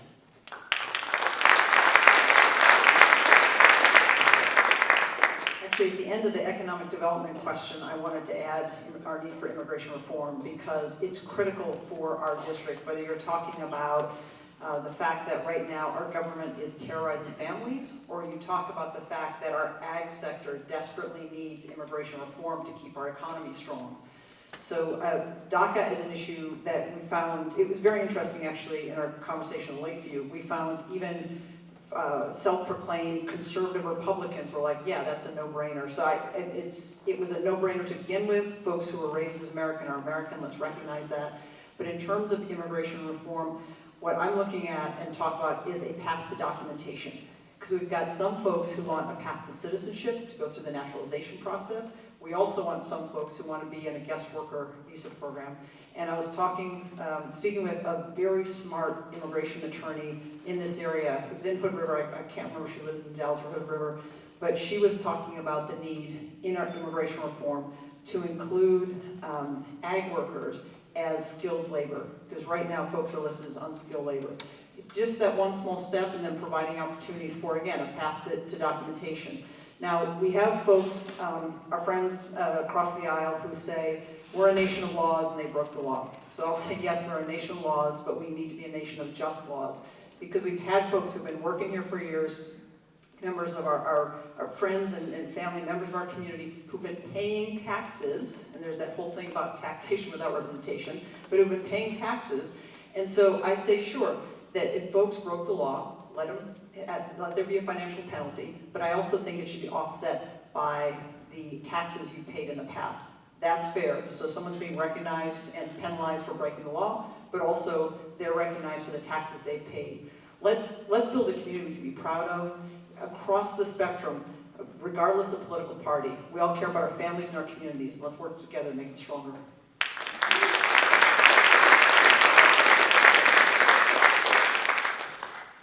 Our country has benefited for decades from mistreating immigrant workers. We have cheaper food because we don't pay those folks what they're worth. And I would like to see our country step up and do the honorable thing and appreciate the people who've been working at subpar wages, handling the stress of being undocumented. And that's the price we should pay as a nation, to do the right thing and say, okay, DACA, go forward. We can have comprehensive immigration reform. What I'm concerned about, in particular, is the issue about our values. We haven't talked yet, and so I'm going to mention right now the rise of authoritarianism. That's driven by fear. For us to get back on the right track, we have got to take a bite out of income inequality. Right now, the top 1% of families own the same wealth as the bottom 90%. This creates incredible stress, and what we do, too often, is we turn that against each other, and it becomes a competition for crumbs rather than a challenge of the way things have been. So that's part of the paradigm shift also. Wouldn't it be amazing if we were able to honor and extend dignity to the people who contribute to our communities? Walden is from Hood River. He's tone deaf on agriculture there. I'm really pleased that I was able to get a $400 grant to buy books for my students, and our next unit is going to be talking about the dignity of agriculture. Yesterday in class, I had my kids talk about their relationship with agriculture. All but one said they had worked in the fields and the orchards, had families who worked in agriculture, or knew people who did. So this is something where we can take the lead as CD2 and show how people doing the right thing are not afraid of immigrants. The Republicans will talk about open borders. This isn't about it. That's ridiculous. No, we cannot have open borders, but what we can have is honorableness.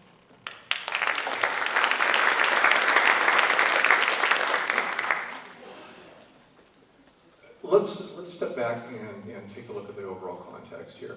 The economy, for some people, is doing very well right now. Unemployment is low. The quality of jobs is not what we want it to be. So it's not as if there are a whole bunch of undocumented folks here taking jobs away from folks who want it. Let's establish that. Now, if you are a dreamer, we've already invested in you. There's a very good chance you don't even remember the nation in which you're born. We've paid to educate you. You're an American in all the documentation. You need a lightning fast path to citizenship. Let's just do that. We're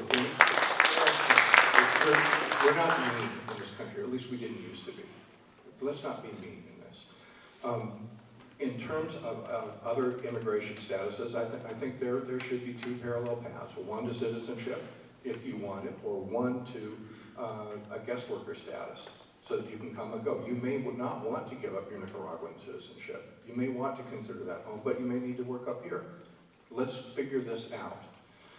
I also would be pretty happy to see us start to acknowledge that we have a welcome and necessary flow across our border that helps us and helps Mexico. There, for instance, among other countries, but there's an awful lot of money that is earned here that goes to support folks in Mexico. And that's not a bad thing. That is absolutely not a bad thing. The folks who are here, who are working really, really hard, paying taxes, the vast, vast majority of them are law-abiding. We have nothing to lose by doing this. The question I think we need to ask is, what are we not discussing when we're having this argument? I think that's an important question that we're asking. This is, in a lot of ways, a distraction.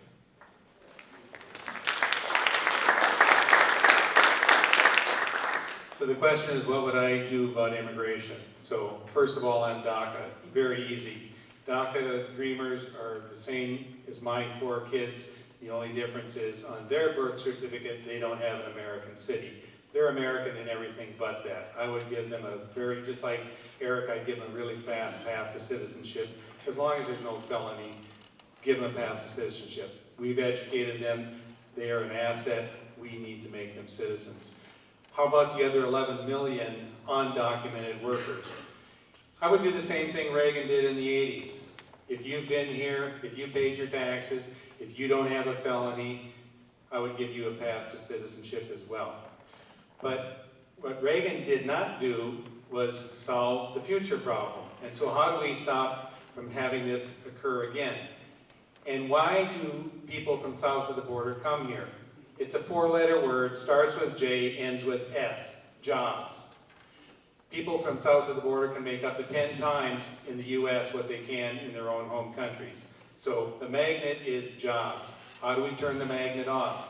E-Verify, it already exists. It's an internet-based system that allows an employer to check to see whether someone is allowed to work or not allowed to work. Unfortunately, right now, E-Verify is not mandatory. I would make it mandatory, and I would say if you hire someone that's undocumented, you've got a $10,000 fine. That would stop the magnet. But we need foreign workers. We need workers to come across. And the H-2A visa program is too doggone bulky. I was talking to some farmers down in Madras. They're small farmers. They couldn't afford to do it because it takes a full-time person. So we need to fix the H-2A2 visa program to allow people to come across safely. They don't have to risk their lives. They can work here. We can benefit. They can benefit. Thank you. My grandfather came to this country in 1900 as a 10-year-old kid. We're all immigrants from someplace, somewhere. So, do I see immigrants as an issue? No. I see immigrants as an opportunity. I'm from Detroit. In Detroit was built in the auto industry based on one of the greatest collection of people from all over Eastern and Western Europe. And if you go to Detroit, east side, it's Italian. Downtown, it's Polish. Southwest, it's Mexican. We have more, oh, I forgot the Greeks. You can't miss Greektown. I mean, figuring out where you're going to go to lunch was, all right, what are we eating today? We had Greek yesterday. Let's go eat Mexican. You know, it was a wonderful place. If you've never been to Detroit, ignore all the things you may have ever heard about it, and it's having an incredible renaissance again. So, are immigrants a problem? No. They make up 11 million people out of 310 million people. Really? Is this all we have to do is focus on, and out of that 11 million, 10 million of them get up and go to work every day of the week. All they want to do is make a living. They were brought here by Tyson Foods, by Purdue, Trump hotels. I bet you could find a few undocumented there. You know, so what is the issue? DACA should be given immediate citizenship. Their parents should be guaranteed the right to stay here. We have to get off this kick. I had a guy down in Lakeview the other day say, you know, I think that wall's a good idea. I said, are you aware that 50% of the border is comprised of the Pecos and the Rio Grande River? So are you going to build the wall on the Mexican side? Because I don't think they're going to allow that. Or are you going to build it on our side and give away the river? I don't think that's a good idea. Oh, I didn't know that. You know, we have to have some common sense to this. And the first thing you understand is that we are all immigrants. Immigrants are nothing to be threatened of. In Houston, they make up 28% of the population and only 6% of the crime. I think they've got to get going. They're falling behind. You know, this is just silly enough.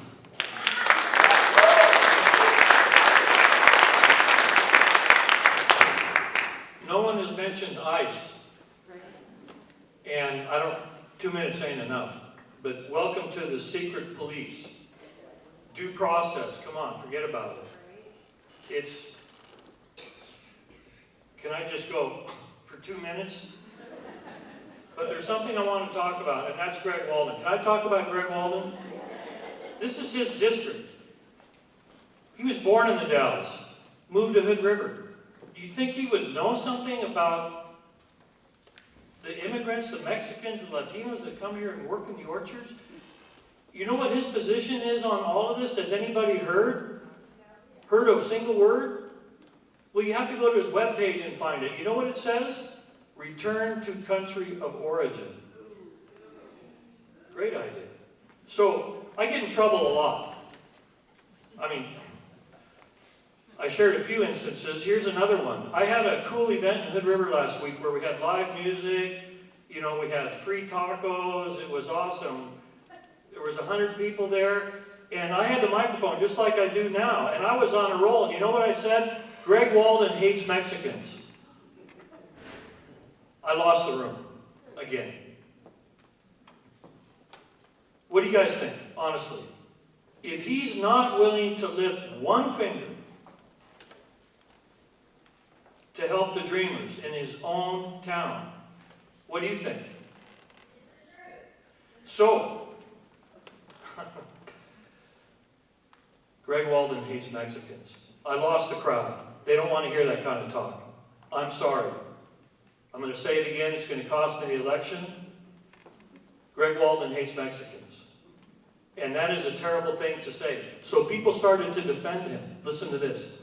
But Greg and Mylene, they treat their Mexicans really well.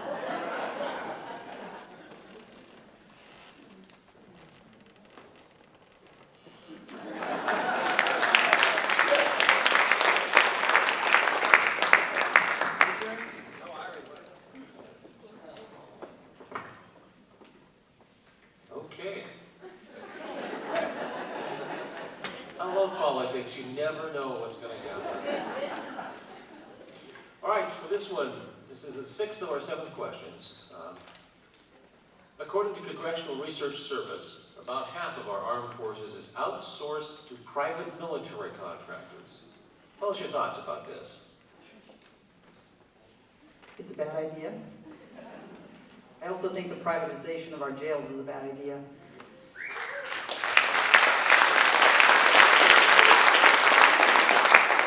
And I appreciate Michael mentioning ICE, we should be focused on things like human trafficking rather than terrorists and families. But if we have work that we want done, then we need to make sure that whether it's internationally, first of all, we should be starting with diplomacy. And then if there's work that we feel that needs to be done, it needs to be something we're fully committed to, because once we start hiring mercenaries, there is non-accountability, there's a loss of values, there's a detachment from our values. If we're really committed to wanting to be present internationally, then we have to first make sure it aligns with our values. I also think we need to be thinking what I call full cost accounting, so we're not just looking at sending our folks, our troops overseas, but looking at how we can care for them when they come home. But we also have to be fully committed. Yeah, absolutely, and we're doing a bad job of that. And this is the one thing I will say about Walden. Otherwise, I'll stay away from it mostly. But he needs to be held accountable for the fact that he talks a good game, but he's not caring for our troops. He's not caring for our veterans. If we're sending folks, we need to take care of them when they come home. Period. But very simply to the question, no. If this is something that we as a country want to do, we should not be hiring mercenaries to do it. And if we don't hire mercenaries to do it, it's going to force us to take this very seriously and think about, do we want to be really sending people overseas and engaging in war and toppling governments and creating the kind of problems that create the vacuum that groups like Al-Qaeda step into? I began my public service in Bosnia and Kosovo just after the war. I worked for a humanitarian organization, repairing schools and hospitals, and then designing water and sanitation systems. And the impact we have is unconscionable.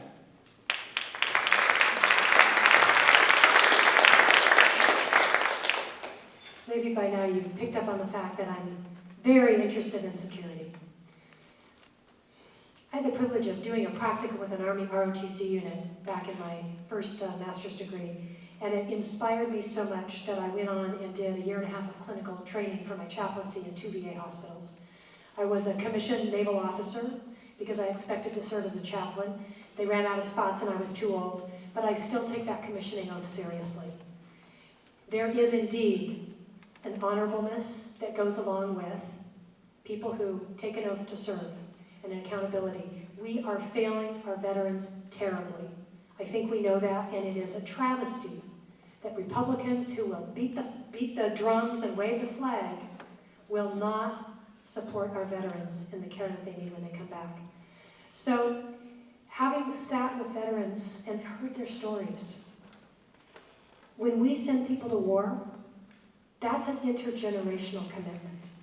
That's a sacred duty. It costs a lot of money because our people are precious.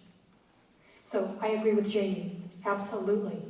Going to war is non-trivial, but it's fascinating that when we go bomb someplace, there is absolutely no discussion of cost.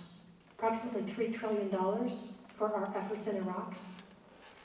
And yet when we're talking about taking money away from the most vulnerable, oh, now we're counting our money. It's related to security. And we have got to puncture the belief that absolute security is achievable through military might. Absolute, thank you.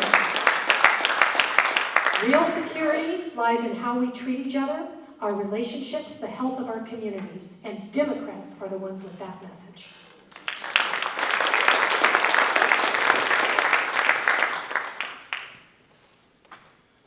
This is pretty simple for me. Government is not business.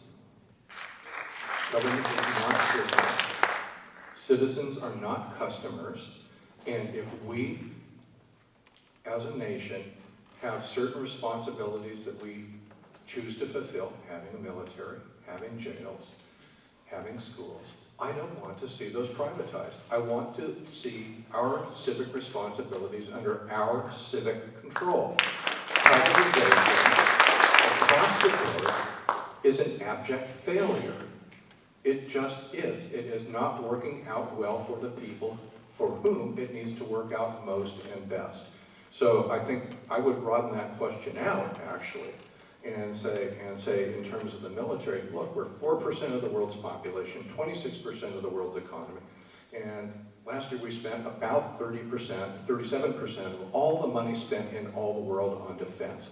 A lot of that to mercenaries. That's the right word.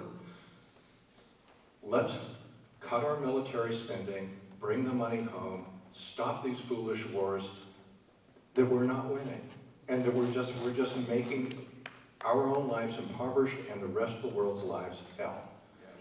Let's stop. Bring the money home.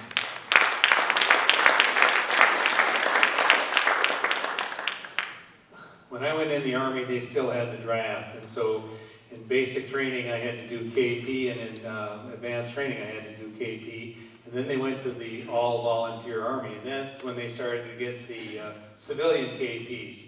And at that time I thought it was a great idea. But, because I hated those pots and pans. But, you know what, and I'm okay with outsourcing things like civilian KPs, that's no problem. But if you want to have, I'm totally against outsourcing carrying a weapon or anything like that. When I see Blackwater and all these people, that's wrong. You know what, our military should be our military, and it shouldn't be somebody that you hire, some mercenary. The other thing is, let's stop getting involved in every foreign entanglement. That drives me nuts. Actually, Trump said something that I agreed with the other day when he said, we've spent $7 trillion in the Middle East, and what do we have to show for it? I agree with that. We've spent $7 trillion, and what do we have to show for it? Nothing. We've lost a lot of men, material, troops, on both sides. And so, when I was doing contracts for 25 years, there was this thing called total cost of ownership. And what you did is when you got into something, you wouldn't look just at the purchase price, but what does it cost to maintain it? What's the total cost of this life cycle? Let's start looking at that. When we should only go to war when Congress approves it. The last time we had a declaration of war was in December of 1941 when we declared war on Germany. But we've been in Vietnam, we've been in Afghanistan, Syria, all these different places for what?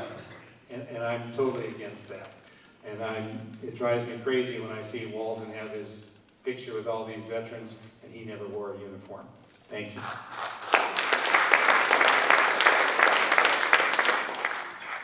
Of all of Trump's people in the cabinet, who thinks Betsy DeVos is one of the most brilliant women you've ever heard?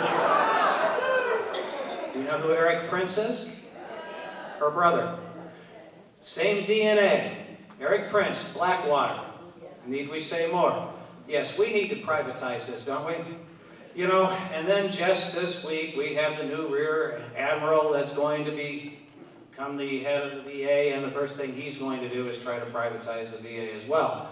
I have a little personal issue with that. I have a brother who stepped on a white phosphate grenade in Vietnam, and it took him 10 years before he came back to us. Okay, so when we talk about privatizing things, such as our military or our VA, we need to understand that these are organizations that were put in place for a reason. You can't send a soldier that's been injured both physically and mentally to a hospital, to a doctor that has no idea how to treat them. This is what the VA is there for, both their mental and their physical pains. So we need to stop this nonsense. Thank you. Why is everything about a buck in our country now? My favorite program in the military is the F-35 plane. It was approved at $45 million. It's now up to an estimated $137 million a plane. And I don't know where the arch of the deal genius is letting this get away, but evidently he is. We need to reel in defense spending. I like to say it this way. If $400 billion was good enough for Cheney and Rumsfeld, two, very literal doves, it's good enough for us. We need to get this back down to $400 billion. We need to quit thinking about ways to screw our service people. I'm tired of it, aren't you?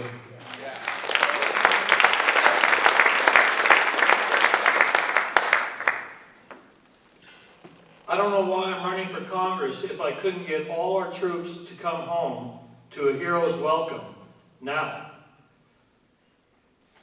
Right, Eric? It's just do it. Done deal. We have to,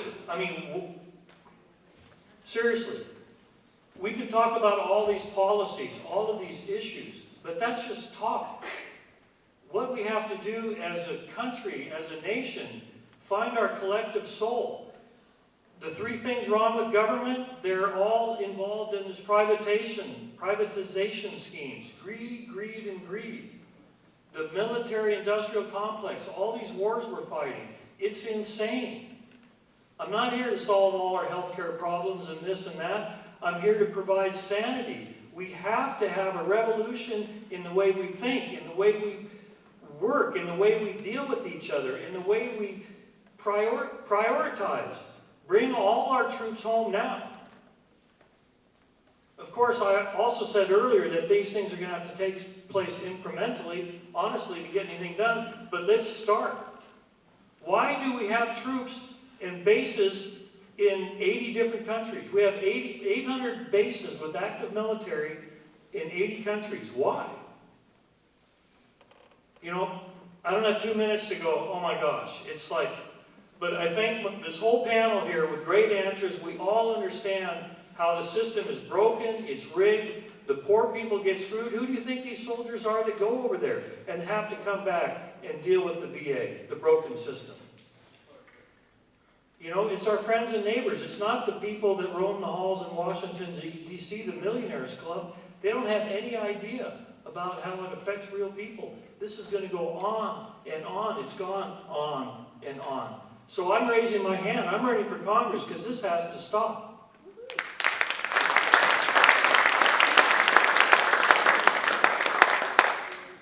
So yeah, the simple answer is privatizing the military is a terrible idea. And as we've seen twice now, President Trump has ordered military strikes on Syria without consulting with Congress.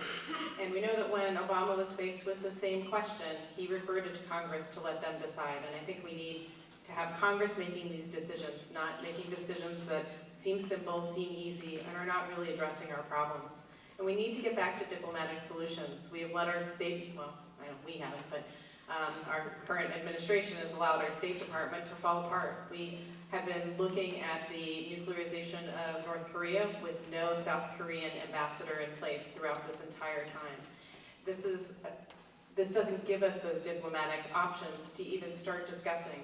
We have this idea that if we're just bully more, that somehow that's going to work, and it's terrifying, I think, to see that we have no diplomatic options open to us. I worked in a VA through medical school and in a residency, and I saw the effects at that time in the late 80s and early 90s. I was seeing people who had served in the Vietnam War, and now 15 to 20 years later, they had the unseen scars that they were dealing with. We didn't even know to call it PTSD then, and we didn't know what they were suffering, but we saw their lives never having been able to be put back together again. The way we need to be spending our money is in supporting the troops that have given up some of the best years of their lives to try to defend us. Privatizing it just de-emphasizes everything that they have given for us. Privatizing the VA is just a terrible idea too. We know that when these people get a chance to get the care they need, if we actually fund it well and take care of them, that we're actually giving back when they've given us so much.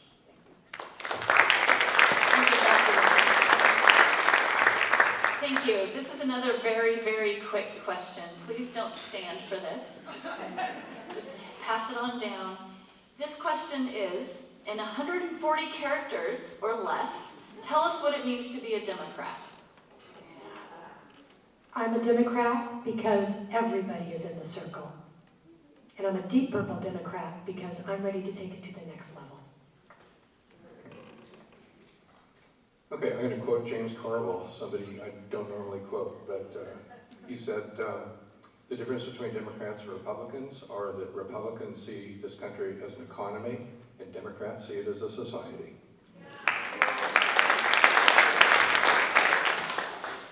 Doing the most good for the most people who need it the most. Democrats are those people that want to move the country forward. Republicans are those people that want to take us back.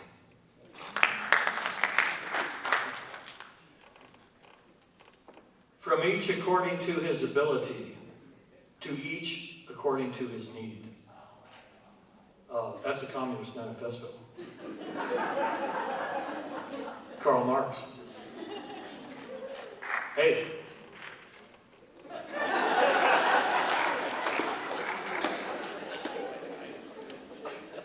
Democrats are people who recognize that we are all human and we are all the same more than we are different.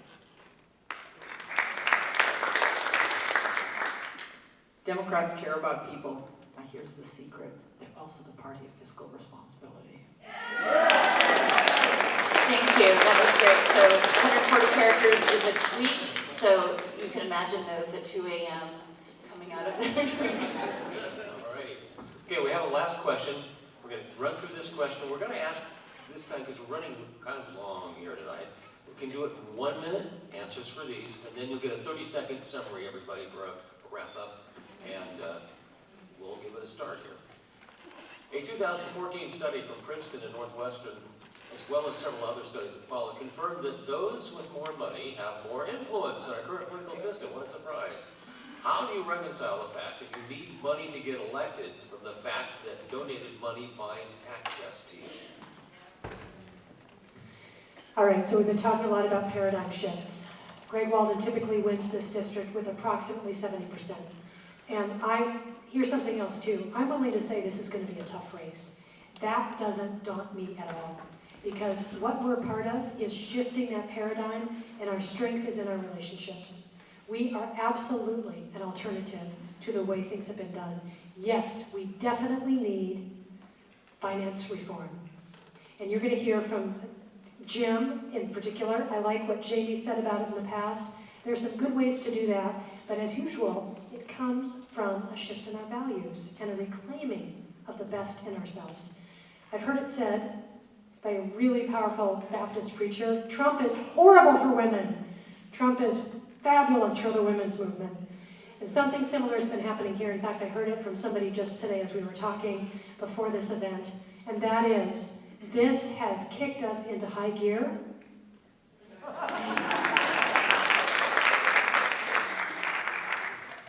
Okay, I'll give you my personal answer to that. I personally, in this campaign, have taken contributions from individuals and labor unions. Now, I look at labor unions, and what are they? They're just a whole bunch of individuals linking arms. I don't have a problem with that.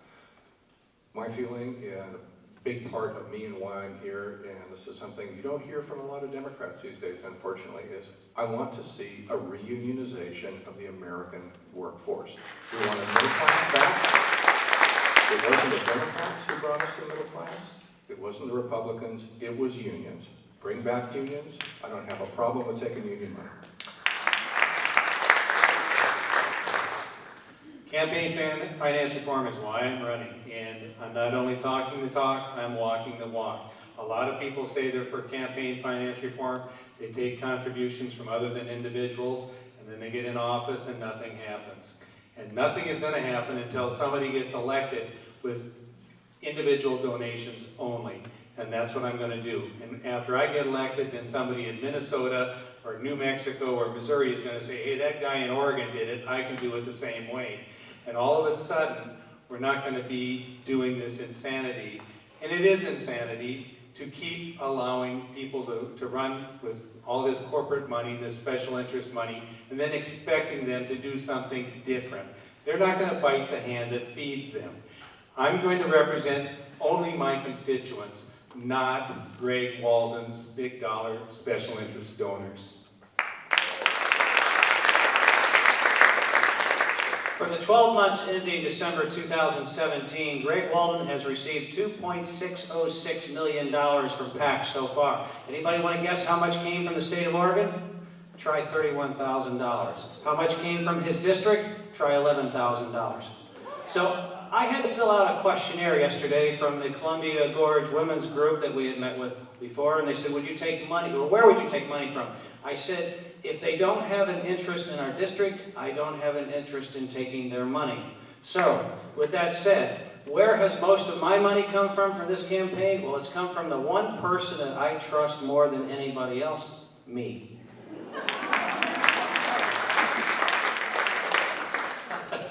Well, I feel really great. I've taken in more money from this district than Greg Walden has.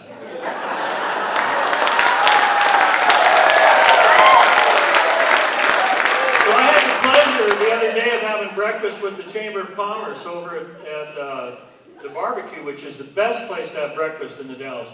You're here tomorrow morning? And I had an interesting conversation with one of the attendees, regular attendees. He wanted to talk about campaign financing. He wanted to talk about what it takes to raise money. And what he brought out was the problem's not the money at the top, it's the problem that